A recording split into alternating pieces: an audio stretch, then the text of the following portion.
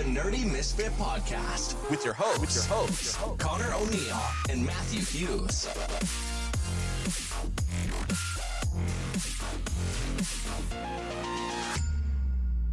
What is up, everybody? Welcome back to another episode of the Nerdy Misfit Podcast. Hope you're having a lovely winter snowy day. It's a Wednesday. If you're listening to this on Wednesday, we're recording it on a comes Tuesday. out.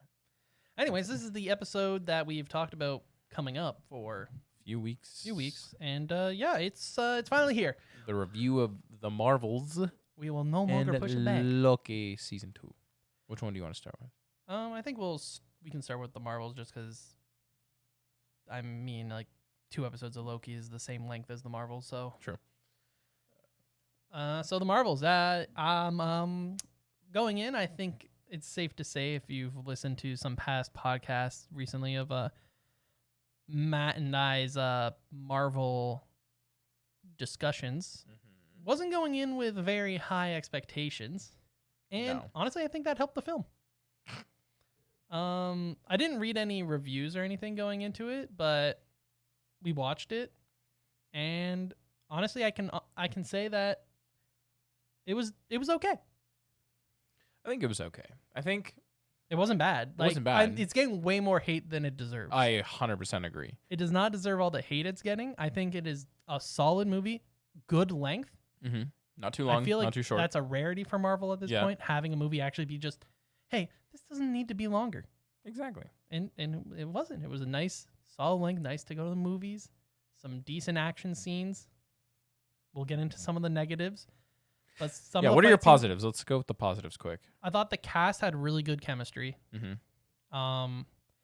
I think that a lot of the fight choreography was really cool with once the 3 mains, obviously spoilers ahead, for both of these series. I thought the way they handled kind of like the teleporting spots, like I thought that fight choreography was really cool. Mm-hmm. And that's it. I mean, there wasn't tons going on in comparison to some films. But I think it was okay. It had it had one goal, and then they achieved the goal. I feel it kind of. Because we still end up with a certain race of aliens once again just Screwed over again. Yeah, so Sorry, Skrulls. It's not easy for them, I guess. But now they live in New Asgard. They live on Earth again. Or more of them live on Earth. Yeah, but then we were trying to figure does this take place before Secret Invasion, after Secret Invasion? It has to take place after, no?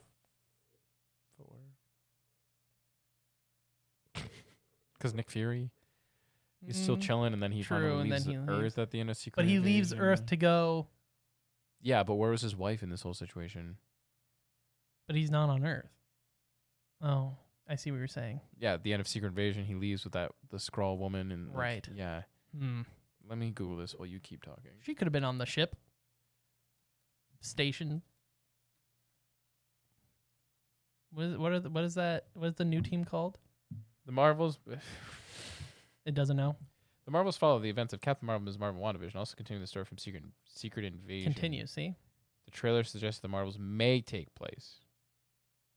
The Marvels does indeed take place after Secret Invasion. That doesn't mean that the Marvels had retconned the series by completely ignoring the events of it.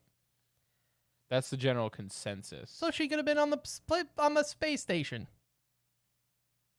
What's it called now? Not S.H.I.E.L.D. anymore. It's the Sword? Saber? Sword. Oh, it is Sword? It's Saber in the comics. Right. Sword in the show. Because Sword is maybe she's just on the Sword Sentient Weapon station. Observation and Response Division.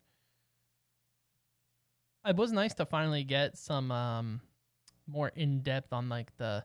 Oh, wait. Saber is also a thing. Strategic Aerospace Biophysics Evil Linguistic Response. It's a human Skrull aerospace defense system. Okay, well. Okay. But what am I thinking of then? I don't know. Anyways, all right, what else? But it was cool to get finally some insight into how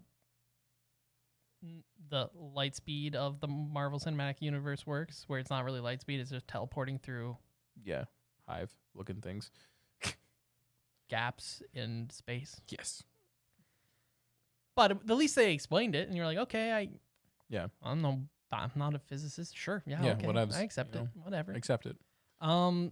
Things that were not great in the film. Oh boy, here we go. Well, I don't have a long laundry list. I didn't like how one of the main, I'm not going to say antagonist, but kind of is something that happened completely off screen with Captain Marvel. Yep. Destroying the AI, and that was something completely just never hinted at in any other MCU movie, never happened in Captain Marvel or any of the shows ever talked about. So I felt like probably that could have been even an end credit scene of something. So I didn't like that. That one of the huge issues within this whole movie is revolved around this thing that happened off screen. Yep. Which, I mean, we don't have much for these characters, so feels like that could have been done something. Yeah. It was nice to finally see something from a TV show show up in a movie, and I thought it did a pretty good job. Like, if you consider how Ms. Marvel ends, and we jump right in basically to that point, I think Ms. Marvel's family is fantastic in the movie. Love the casting of it.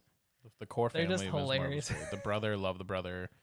Even like the parents too. Like, well, and just how they're like reacting with Nick Fury. Yeah, showing up. And it's just great. But yeah, I mean, other than that, the cat was weird. Goose. Yeah. That was a very plot convenient. Classic. With the laying of eggs and having enough cats to suck to swallow everyone into their bag of holding. For now. Okay. Well, what about you? Is there anything else you want to add? Okay, so things I like, similar to you, choreography I thought was great when they were like switching places and everything like that. Even early on in like the house scene when they're all fighting as different things, like the choreography was good for that. And then later on too when they were switching powers. Special effects overall, I'd say were good. There was a couple spotty spots in my opinion, but overall the special effects weren't bad. They were kind of like run of the mill. What you kind of expect. Yeah. Story was pretty solid. I don't know, like you said. I think it was good the way they connected because this was bringing in the Ms. Marvel show and parts of WandaVision together. Yes. And indirectly parts of Secret Invasion because of the Skrulls. And introducing a whole new character for us in terms of a hero altogether. Yeah, true. So a lot of moving parts that came together that actually felt pretty fluid, I would say. Yeah, it felt pretty good. Now, things I didn't like. Oh, yeah. So, it's just so hard for me because people... Okay, so one of the things I didn't like is some of the sound editing, sound engineering kind of fell flat for me. As much as I really liked this scene of them fighting in the house, the sound, like there was a music cue that started and then it just stopped abruptly. And like it was just inconsistent for me because like it was like the people that were fighting and then you had the sound of the music playing in the background. And then the sounds of them fighting just took over the music, and then it was like inconsistent for sound. Is this the equivalent of the Wonder Woman guitar riff for you? No, gosh, no. That's a whole separate entity. So overall, that was good. Things I wished they did more of, and you kind of touched upon this. I feel like I missed a movie. Yeah, like, or something. Yeah, like I feel like a like short film, like a 15. After credits scene could work perfectly. It would, be like, yeah. What did Captain Marvel do? Well, that's what I mean. Like it's just flashback of like, oh, why is she called the Destroyer or whatever? Yeah, they could have done an episode in Secret Invasion. Something like that, yeah. But yeah, that just isn't like that. I didn't like that part because that was the only thing that didn't sit right. That didn't sit right for me, and also I wanted, as much as I love the chemistry on screen between characters, I wished we had a little bit more story between Rambo and Captain Marvel, because I know they haven't seen each other in like 30 years or whatever. But like to make the ending a little bit more strong, I feel like we should have had a little bit more on-screen time with them, just to make that the ending hit a little bit more. We kind of still knew how much they meant to each other. Yeah, but again, like they haven't seen each other in like 30 plus years or whatever, right? But I do agree they could have easily added a 10-minute at the beginning of the honestly right at the beginning Yeah. of the movie, they could have said X time period, Captain Marvel, and then have her destroy the AI. Exactly. I did enjoy at the beginning of the movie where they did kind of everyone's introduction and then like flashed back to it kind of thing, so they're on the same time. Thought that was good. Now the post-credit scene. Which one? There's only one. There was the sound at the end. That's a post-credit sound thing. That was stupid. Mid post-credit scene. What are your thoughts on it? I mean, it was just a confirmation, really. It wasn't anything crazy special. It was more like, yep, that's a mutant, a real mutant. No offense, Ms. Well, it's Marvel. alternate universe now, right? Well, yeah, but we already know alternate universe exists. Yeah. But we don't know about specifically Mutants. X-Men level mutants. Yeah. We've started using the term again for Ms. Marvel. Yeah, she's the X gene, whatever. But now we've actually seen Confirmed an X-Men. physical mutant. Yeah, which Like is an X-Men. Beast. Which was great. I love Kelsey Grammer coming back. I thought that was really good. He looked okay. He looked okay. He looked Oh, fine. he looked fine. Looked like, better you know. than like She-Hulk. Yeah, it's true. He Her- also looked more Beast. beastly. Like he It was felt bigger. like it was like the 90s cartoon Beast. Yeah, exactly. Like he was in the lab coat and he was everything much too. bigger. Yeah, he was properly formed. Definitely Got the teeth and he everything. got the too. idea that he could beat some ass. Exactly, if you need to, but he prefers peace, you know. The whole alternate universe, that being what's her face's mom, but that not made being her no mom. sense because that was like that's a D-list character because I'm a big X-Men fan. I had no idea who that was. Well, not just that, the fact that I guess the problem with the when this is the thing when we'll talk about time travel too has its Yeah. own issues, but when you start going to the universes, how can a character, a person like you, let's say you, Mm-hmm. look exactly like you and not be you? But then we look at the Spider-Man. I guess they are different looking Spider-Man, but I don't know. It's just really weird that it's not the same. It would have made more sense to me if it was the same character. Yes. I guess you could theoretically argue, okay, they don't have a daughter in this world, but not the same name. That's the whole thing. Like, unless you want to do what they did in Flash season 2, where they're like adopted or something like that, but then it still doesn't make sense fully. Because so then is this why implying... not just use a different character or throw in Storm or just give us 2 big X-Men? That's what I mean. Just give us something. Could you imagine if Cyclops was just chilling, or like even Professor, like James McAvoy, or someone? It was just weird to see her be like, "Mom," and then It's the like, person "Who are has like, you?" "Who the heck are you?" And the audience is also wondering, "Who the heck are you?" Because your costume doesn't look familiar. That's also true. They used, like you said, they used such a low D-list, yeah, because it was like a weird one-off clone of Jean Grey that became an entity of some sort and became its own thing. I don't know. I remember looking at this and it just made zero sense to me. Yeah, I think it involved the Phoenix, and we were like, okay, well, Yeah, well, classic. Let's just course bring it in did. the biggest thing of possible. course it does. But overall, yeah, solid movie. I think it's better. We talked about this. It was better than some other Marvel movies we've seen in the last It was year or so. yeah, and it doesn't mean it's the greatest Marvel film, but I thought it was. I think it's mid-tier. It was It's entertaining. a solid middle. Had some fun parts. Yeah. Obviously, it had its faults. So do so many of the Marvel films. My one last takeaway from this movie before we move on to Loki season 2 is the fact that, you know me, I'm always trying to, how does this connect to the bigger picture of Marvel and stuff like that, right? And 2 things based on that comment. One is the fact that we see Captain Marvel at the end of Shang-Chi talking about how like these 10 rings are like some Yes, connection that was definitely a thing. weird part. And like that was connected to something, right? So then when we get introduced to these bangles, Doesn't mention anything. and it's another ancient style, Doesn't even bother to talk about. does it. not even talk about Yep. anything connected to that. And I'm like, why? And then we don't know what happened to Ms. Marvel's second bangle. No, Did- she. Well, did- yeah, we don't know if Did- she did- kept it or not. Did they She take wore it it. from her? Yeah, Did- because at the end she's wearing back to yeah, wearing did just Nick one. Fury take it? Did Captain Marvel take it? Does she? Is it just a continuity mistake and she should have had it? Yeah, like it makes no sense. Now Um, the curiosity takeaway from this is the very end where Ms. Marvel recreates the Nick Fury scene, basically. Yeah. We're With Kate we're getting Bishop. this young Avengers. The Young Avengers team, team which I've is been starting talking up. about this for years. It's cool to see. Obviously, that's a big, like you said, a big impact on the MCU. I think also the explanation of teleportation was something that furthered MCU. Yeah. Seeing Saber / Shield or sword, Sword whatever saber, it's called. whatever the heck, yeah. but seeing the actual station and seeing Nick Fury like that Solid. also is starting, because I'm sure it'll come up. Yeah, I just don't know where. We'll see. A threat will come. It's Maybe true. a giant cloud with a silver surfer on it. It could be a female, could be a male. And a cloud. And a cloud. Eat Earth. A classic Galactus stuff, Or maybe the Fantastic Four go to visit it. Before I forget about this, I know this is not connected to the Marvels or Loki season 2. We talked about this last episode or the episode before about casting and stuff like that for the Fantastic Four. Did you see who people are speculating is Doctor Doom? Yeah, I sent it to you. Did you send it to me? The main dude from Oppenheimer? Yeah. Yeah. Okay, I wasn't sure if that Cillian Murphy. I couldn't remember his the name. main guy from Oppenheimer. Yeah, one of the main guys from Oppenheimer, the guy who was in the Dark Knight trilogy, one of Christopher Nolan's buddies. Yeah. I think that Cillian Murphy. yeah, I think he'd be an interesting cast. I don't know if he'd be the best, but he's got like the look. Yeah, he could definitely pull off. I mean, he's pulled off a villain before. Exactly. But anyways, I just want to throw that and tidbit in. you would say that Batman Begins is one of the best. Yeah, I would agree it is the best of the trilogy. I mean, but we'll save that for that's another Cillian episode. Murphy. That's true. Yeah. He's also in that one show that's Twin Peaks. Yeah. Peaky Blinders. Peaky Blinders, not Twin Which is Peaks. Peaky Blinders. Massive show. Yeah. So got a big following. definitely a talented actor. Yeah, phenomenal. 100%. So I think he'd do solid. Anyways, we can move on. But yeah, it would be interesting. I mean, at the end of the day, Doctor Doom, you throw on a mask.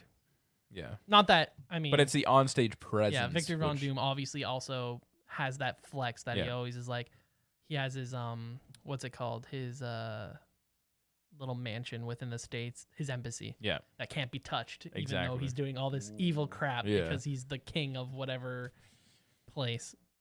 Yeah, I can't remember the name. But he's always causing Mischief. well, just I'm the king. Look at me, I'm pretentious. I'm the Victor Von Doom. You can't touch me. Exactly. Diplomatic immunity. Exactly. That's what he has in his I'm embassy. from that one place So, where my mom was a witch. but there. yeah, but he really Anyways. flexes that out of Doctor Doom's Oh, suit. yeah. He'll just be like, can't touch me because diplomatic immunity, I'm hoping they play into that. which they've never done before. That's what I mean. right? Like they've never once covered his actual Proper roots, origin. Yeah, his where roots. he's from, and that he is Yeah. or does become a king. Quotations. Why am I drawing a blank on where he's from? He's from Bavaria. Just kidding. That's where Nami went to. Bavaria. Is it? Yeah, is it not? No, there's no way. No, I'm pretty sure it's something like that.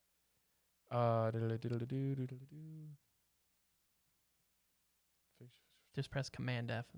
Bavaria. It is? Latveria, yeah. Oh my god, I'm a genius. That's why I was like, no, that's the place, I'm pretty sure. Okay. Wow. It was deep in there. Yeah. That noggin of The mine. capital. Doomstadt. Doomstadt, my favorite. So Doomstadt. Latveria. Yeah. Well, there you go. And he's the king, and he rules it. The ruler. Has diplomatic immunity. But yeah, I mean, definitely, I think he can hold his own as that. I mean, if you've ever seen any parts of Peaky Blinders, he can play a cocky character pretty well. Mm-hmm. But They yeah, have a overall, I flag. think Sorry. very Doctor Doomy. Yep. But yeah, I thought it builds some of the MCU. Obviously, we've talked about this now, which is where exactly is the MCU going now that we have all these issues? Obviously, we only have one film coming out this coming year. Yep, Deadpool 3. We do have Disney Plus shows, so then new season What If comes out, which we'll review. Echo starts in January, which we'll discuss later down the road as well. But again, yeah, where is the future of the MCU going? I have no idea at this I point. don't think MCU does. Marvel doesn't. I know. think a year ago on this podcast, we were discussing potentials of the Young Avengers, the Dark Avengers, the No, I don't. multiverse. They have in to a get good- things back on track. It feels like, and I think they're one of waiting the on the biggest hype. questions is the Kang dynasty. Like, are we still getting Kang? Yeah. If not, throw it out. Get rid of it. Bring Dr. Doom in. Make him the big bad. Anyways, speaking of Kang, let's jump into Loki. Victor Timely. The one who remains. Let's jump into Loki. Loki season 2. 6 episodes. Pretty quick. Um, all different times, relatively speaking. It's kind of how Disney does some of their shows. Yeah. It's like, I kind of like it where that's the one thing that some streaming services have taken advantage of. It's like, hey, this episode, to tell the story we want to tell within this episode, we only need 30 minutes. Mm-hmm. So it's a 30-minute episode. This one, this is going to take 25 minutes. Take 25-minute episodes. Relatively, the episodes were longer, though, weren't they? No, yeah, they were. I just mean in terms of, like, goes to Disney Plus overall, that Oh, yeah. not every episode is just this flat, this is how long this episode is. Yeah. 53, 56, 44, 50, 51, 48. And obviously, that's like credits 6 wise. minutes of credits, yeah, usually. let's look at the season. Where are we here? Oh, was that season? Yeah, it's like 6 minutes. It's sorry. usually like 6 or something minutes of credits. 7 minutes for the end of. Sorry, that was season 1. I was looking at the timing. Sorry. Season 2, 48, 52, 56, 51, 47, and 59. So the season finale, potentially the series finale, was just under an hour. Yeah, so including credits, but I digress. I guess we'll start with some initial warnings ahead, which is, for me, we've talked about it on the podcast. I think Hiddleston's a great actor. Yep. Done a great job with Loki overall. I think his time is done, though. Although I will say, if you take into consideration from start his first from Avengers, or I guess Thor. Yeah, Thor. All the way to now, he probably has some of, if not the best, character development out of any character in the Which MCU. is ironic because Thor was also at the time. He gets broken. He has different issues that ends up. Yeah, Love and Thunder kind of ruins up. Thor, but he probably does have some of the best, if not the best, development out of any character. Mm-hmm. Also, I guess you can say he has a redemption story, which I feel like is overdone with a lot of villains. This is like part of like my bias going into the show is I just don't need another anti-hero. I don't care for an Avengers villain needing to become a hero in any way. So my only argument towards that is accurate to the comics because Loki was a villain and then became an anti-hero and he's kind of been flopping here and there. But that's present. That's pretty present in terms of storytelling for Loki, is it not in comics? I'd say about like last 15 years or so. Yeah. Which in comics is present still. If it's within the MCU's timeline. That's fair, I guess, yeah. Yeah, I just don't need especially Avengers level villains. Yeah. You know? Unless, he's an Avengers level villain. No, I'm not saying that. I'm just thinking of Infamous Iron Man. But I just mean, I don't need Avengers villains being heroes. Yeah. If you don't want to have them, throw them off to the side for a bit. Mm-hmm. Sure. And then have them come back badder than ever. Sure. I like that. But I don't need, and it's also because it's so outplayed in other forms of media, in manga and anime as well, you know, bringing in a bad guy to a good guy. Like, yeah, it's an overdone thing at this point. Not to take away from the writing was really well done for Loki. Mm-hmm. Probably one of the better written 2 seasons. Probably the best written MCU show, actually. Well, it's the only MCU that has 2 seasons, right? Yeah. Well, yeah. But also, I mean, it's also just the best written. Both seasons are written better than pretty much both everything. Seasons are pretty solid. I think Moon Knight is one of the up there for decent writing.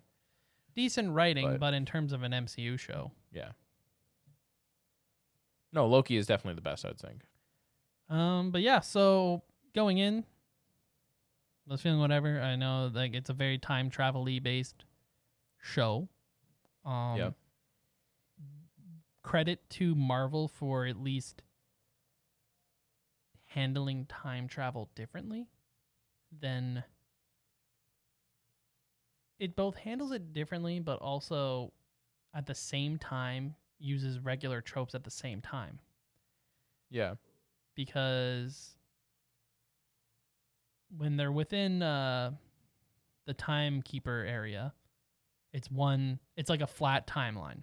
It exists almost at a time. Yeah, exactly. Where that is always this like going. There is no Back to the Futuring, no hot tub time machining. There's no. It just exists. It just exists, and this is the set time. Mm-hmm.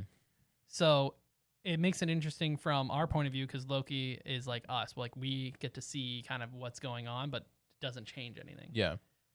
And then everything outside of it is where regular, what we know as time travel, The infinite is happening. amount of timelines, New the loops being multiverse. new branches being created because of other people, other characters messing with timelines, et cetera, et cetera, et cetera, et cetera. And then, obviously, in this case, we have a main timeline of like where the timeline always is the same. The sacred timeline. The sacred timeline, which is like a halo. Yeah, we've talked about that has been shown in Endgame when they go back in time and Hulk talks to the Ancient One on one of the buildings, and she does the physicality of that sacred timeline. We see a physical version of it, and that's like a halo. Yeah. And the reason this is important in terms of the Loki storyline is he who remains is always at the beginning and the end of said halo. He exists.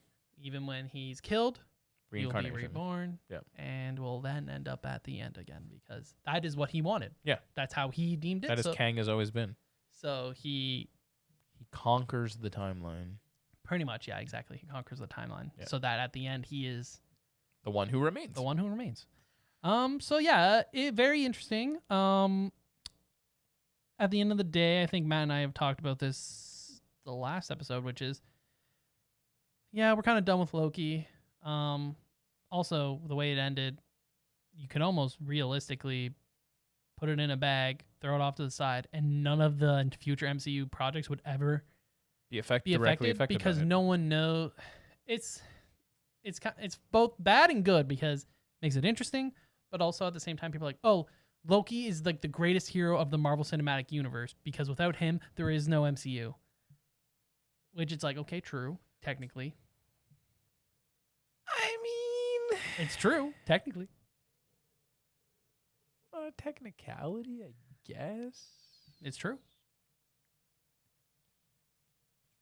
But why? Why have such a kind of like random character be the most important character in all of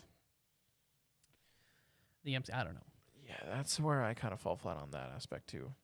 But yeah, I mean, changing some of the standard of time travel is both risky but also unique, different. It's nice to see something different instead of just your generic kind of time travel, which Marvel has already done. Yep. So, got to change it up. Of course. I thought obviously like the OST was solid. Yeah, I agree. Special effects for the most part were pretty good. I'm really getting tired of seeing characters be spaghettied. Yeah. Are you tired of seeing them spaghetti? I like the dust effect. I like the dust effect was great. The spaghetti is just a little dusted? Yeah. Spaghetti is weird. Just looks. They did the that. Dusting looks so much more realistic looking, even though obviously it's not. This is a comic book movie, but I don't know. The effect doesn't even look that. Well, it looks kind of just janky. Yeah. But yeah, a couple. So I'll put up a couple interesting points that I have written down here. Mm-hmm. So obviously, we have Kang setting up a timeline that he figured out based on his own intelligence and backing of science, which, at the end of the day, had its limits. Loki uses magic, and that is limitless. Another cool thing is when Loki wanted the throne the least, that's when he got his throne. Yep. And when he wanted friends the most, that's when he had to be alone. Yep. So that's both depressing in Loki a way. is Nanny McPhee. When you don't need it, they'll be there. In his own way, it's depressing for the character. But it does kind of tie back to how he was originally. And well, I think the end, as much as this show, like the writing was great or whatever, I didn't really care for the show overall. But the way they wrapped up, hopefully, Loki's story at the end, as a whole, I thought it was really well done. I mean, you have the parallel between what he says to the group is a direct parallel to what he says in the first Thor movie. To Odin, when Odin's literally about to basically kick him off the Bifrost. I did this for you, Father. Yeah. For all of us. And then the parallel between that and at the end, realizing that he's actually sacrificing himself. And not just that. Good reasons. There's the part where Odin says to child Loki and child Thor that only one of you will sit on this throne, but both of you are meant to be kings. Yeah. And like it's just that's what I mean. Like the payoff is good. Yeah. I mean, it almost makes the Thor movies look good. Just that's what I mean. Just for this build up. They were all.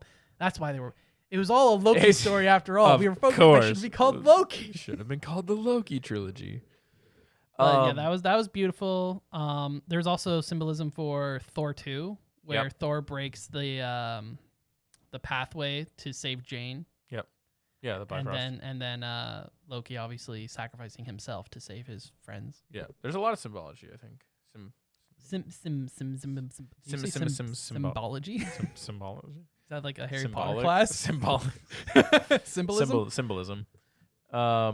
Obviously, the biggest one that was both a reference to Thor and what we've seen in the MCU, but also Norse mythology was the tree. Was it the Yggdrasil tree or something? Yeah, it's like YSR. Yeah, I think it's Y double G. It's something weird. Yeah, I think it it's is Yggdrasil tree. It's the tree of life, essentially, that connects the world tree. The world tree that connects all 10 realms in Norse mythology.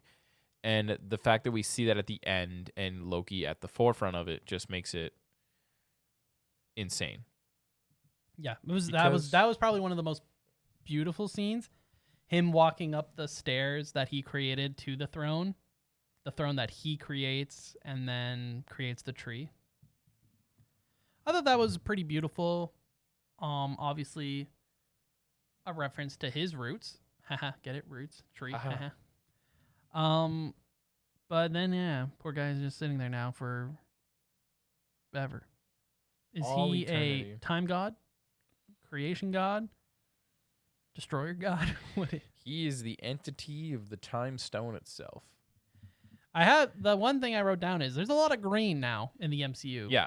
So I was reading this theory about this. Is one of the things I want to talk about. Because Shang-Chi has the green little gemmies. The Well, time stone's green. The time stone itself is green. Loki's magic is green. Yeah. Well, that's also Loki's color scheme is just green. Yeah, But what I was watching this theory about how because the Infinity Stones don't exist anymore in a way, the essence of those have found people to become like the new physical entity or hosts.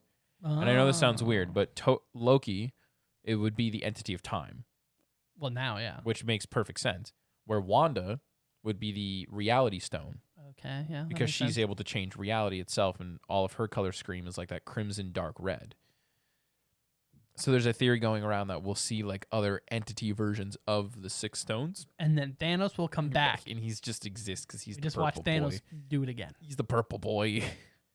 But I don't know. I think that theory is interesting. I don't know if that will play out or if that's just Marvel from a production standpoint, just being like, yeah, time in our minds will always be green. Reality smashing will always be red. Yeah. You know? So I'm curious how that will play out.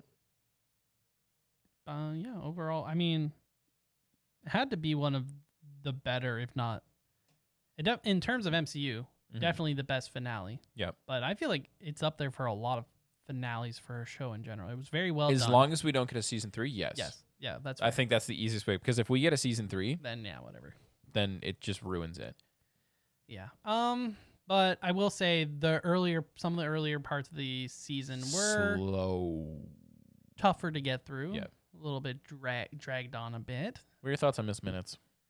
I don't care at all. Yeah, right. The only downfall of this season, in my opinion, is that felt like the villain flopped and we just kind of lost a villain halfway through. Yeah. In my opinion, because like the first couple episodes was like, oh my gosh, Miss Minutes and what's her face? Oh my god, they're going through the timelines or whatever, right? We need to go stop them, la da da. And then like episode 3 happens, they're like, oh cool, you're in the 1900s. Cool. Oh hey, just come back to the TVA with us. No, you don't want to? Okay, you're gonna do your own thing. Okay. Cool. We're just gonna kick you through a portal at the end of episode 3. Yeah. And then you're like, so what? Who's the villain now? Okay. That's what I mean. Like it felt kind of like I feel like it felt almost weird where like the first 3 episodes were one story, and the second 3 episodes were a second story. Yeah. Because like I think it was episode 4, we see her and she's like at the end of time, and Miss Minutes was like, oh, he is a secret, but you're gonna be angry about it. He loved you and then erased your memories. Essentially, he did this all for you. And then the payoff is that she ends up going back to the end of time, and then she gets that weird purple cloud thing that's in Loki season 1. But I don't know. Her character, the villain, just kind of fell flat in my opinion. Ms. Minutes obviously comes back at the end, and they're like, she might mess up stuff again, but it's fine or whatever. Obi though, loved Obi. I love that actor. Yeah. He's a solid actor. He's in Everything Everywhere All at Once. Oh, that's what he's from. Yeah. He's also the little young boy from the Indiana Jones movie. Indiana Jones movie. Yeah. You ever He seen won that an clip? Oscar, right? Yeah. Where he like sees Harrison Ford. Yeah. Oh, that's a great emotional moment in real life. Yeah. So two things I want to talk about. Is they briefly mention Ant-Man in the movie at the end of the show. It's Mobius is talking to the one person. She's like, "Oh, did you get all the files of the different variants of Kangs?" He's like, "Yeah, there was one in Earth 616, but I guess someone dealt with that, so it's fine." Is the MCU 616? I think that's what they're getting at. I thought it was a different number. Different universe. I thought so too, but I'm like 95% sure Mobius says 616 at the end. But I mean, I'm okay don't with quote it me on that. being 616, but then the whole multiverse of bringing different comics into the MCU. Yeah, and then that just. This is actually, I'm meant to bring this up to you. Mm-hmm. The MCU, I guess theoretically, can be 616, but it should almost be called like 616 Alpha or 616 or something. Because technically, if you start bringing in other, let's just say simple universes like the Ultimate Universe, you bring in the OG Ultimate Universe into the MCU. But if you're bringing it into the MCU and the MCU is a different universe, you're causing different, or if it is 616, then you're causing different issues because 616 has different continuity. Yeah. Because 616 has, if people don't know, is the Marvel Comics main continuity. Where I think Ultimate was like 61610 or something like that. He calls it 616 adjacent realm. See, that works then. That's adjacent realm. Yeah, the adjacent to the main universe of comics. Perfect. Okay. That's a good workaround. Yeah. Where it's like, this is the main continuity of movie version of Marvel. Yeah. I like it. Smart. Safe. This is smart. That is a safe way. Okay, they thought safe about fine line there. They thought about it. See, this is what I mean. The writing was on point for Loki. Why isn't it this detailed for other things? Where are the two Bengals? No one knows. You're telling me there's not a single editor who was like, "Hey, where's the other Bengal? Isn't this chick supposed to have two Bengals?" Maybe she was scared. I don't know. We'll see. But yeah, one of my favorite scenes was actually in the finale with Loki and Kang, where he keeps trying to stop Sylvie. Yeah, from killing him at the end there. Yeah. At the end of the timeline. And when Kang finally, when he's like, "What are you gonna do? You just take it? You don't want to defend yourself or anything?" And then he finally like stops time, and then him and Loki are just chatting. Yeah, it's a solid moment. I do enjoy Loki getting his horns back. Yeah, it was cool. Again, plant payoff from Thor 1, I guess. And, yeah, that's fair. Anything else? Let me check my list. I got one thing I want to share. But. I wrote down, we are talking about lots of green through the MCU now. Obviously the new Sacred Timeline has multiple branches instead of the pruning that Kang was doing. Yeah. Odin was right about Thor and Loki, both being kings. Got that. Throwback. Yeah, we talked about that for you and for all of us.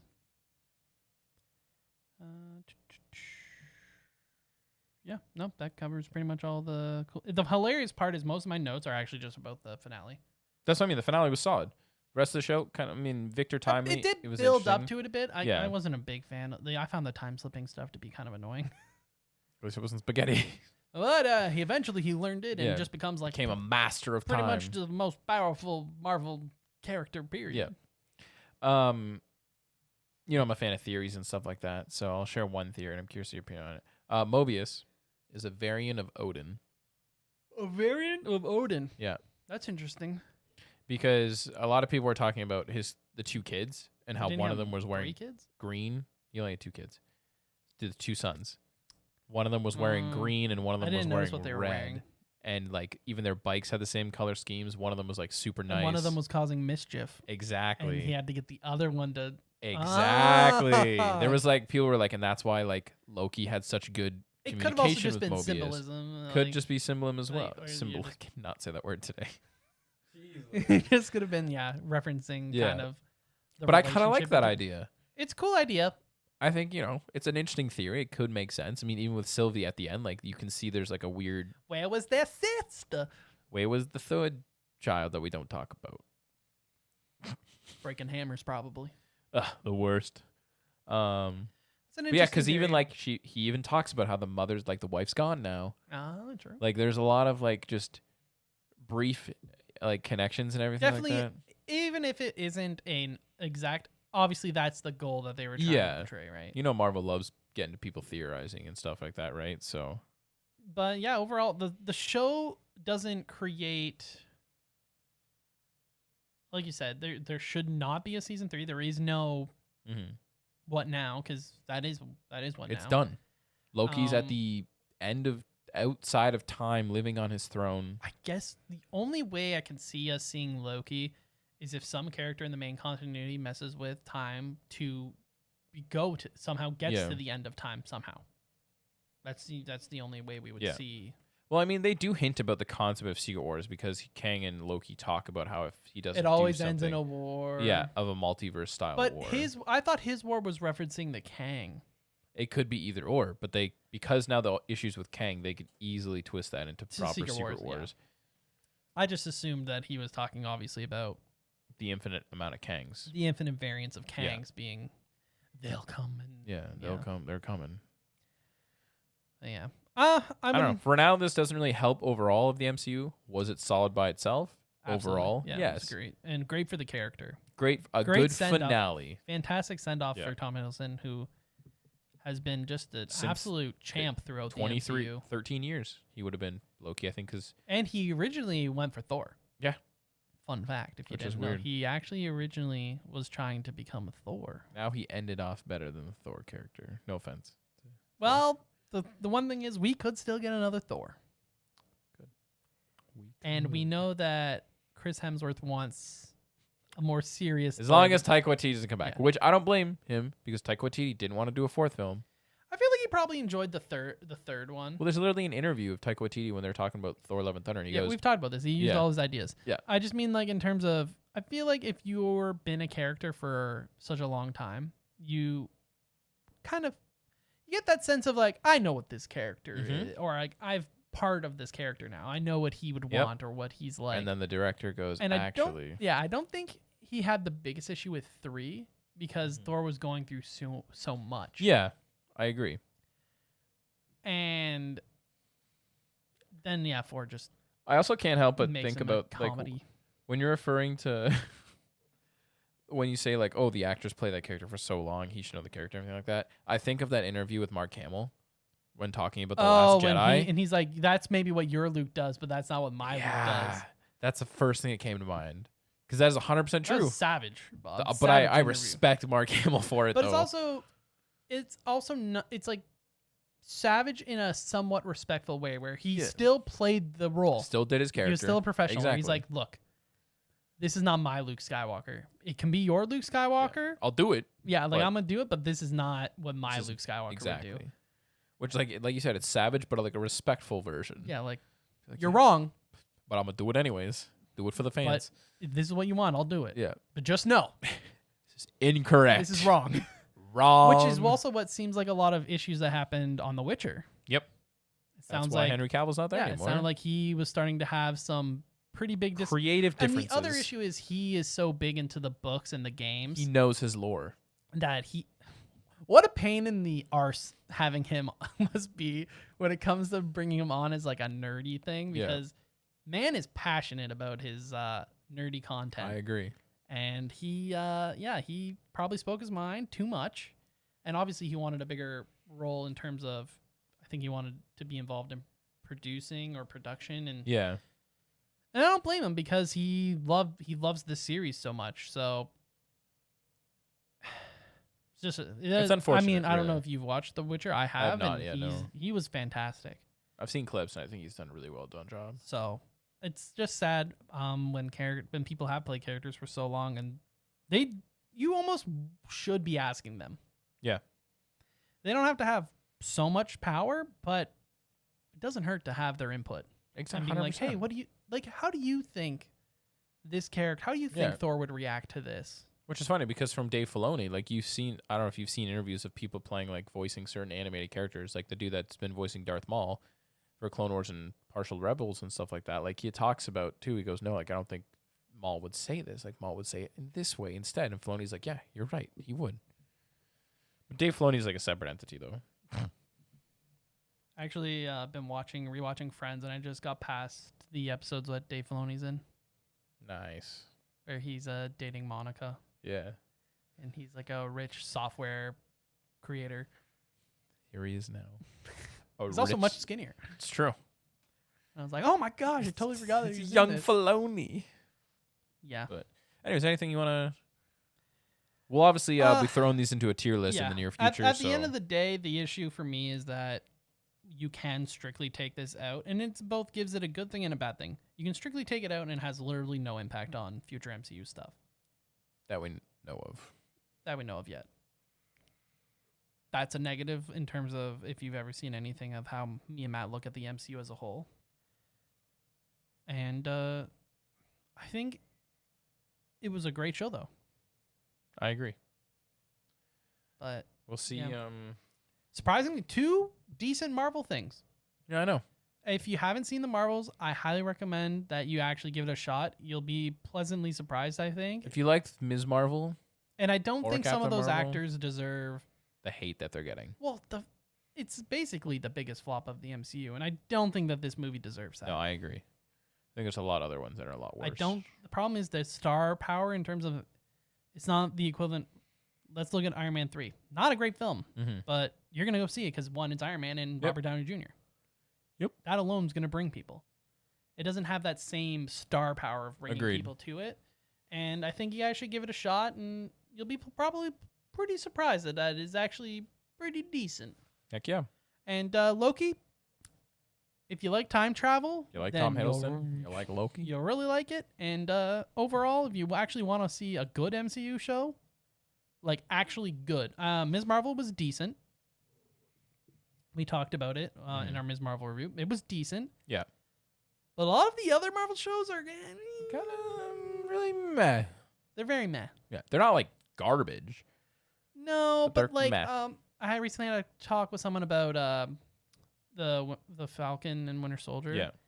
And they're like, you can literally replace those two, say it's not in the MCU and just put 2 like buddy cops, and it just is It's so a buddy cop it's so story. generic that Yeah. like, and I'm like, that's a good take. That's you're not wrong. The only important thing of that is the very end, which we'll probably talk about when the movie comes out. Is that Marvel being safe when they do stuff for some of those 100%. MCU shows, being like, hey, yeah, like this thing at the very end, or this one thing in this 6 to 9 episode show is actually what matters. She-Hulk at the end. By the way, Hulk's here. Hulk has a son. Falcon Winter Soldier. By the way, he's Captain America now. By the way, Ms. Marvel at the very end, she defeated the villain. By the way, she's a mutant now. Loki season 2. By the way, he's now essentially a time god living and existing at the end and outside of time at the keeping time- exact same time. Keeping time intact. He's now basically. the keeper of time. Yeah. Yeah. Yeah. So it is probably the best Marvel show to date. Yes, I would agree. So definitely check it out. It's actually pretty short, 6 episodes. relatively speaking, too. Especially, I mean, there's 2 seasons, but it's still shorter than a lot of shows. Yeah. But yeah, surprising that we actually enjoyed both things. I was surprised. I mean, both had. Which means the next ones will be bad. Woohoo! Woohoo! Echo. What ifs? What ifs are usually not bad, but depends on what they cover. Yeah, they seem. Have you seen the trailer for it at all? No, I haven't seen anything going into it for the new what ifs.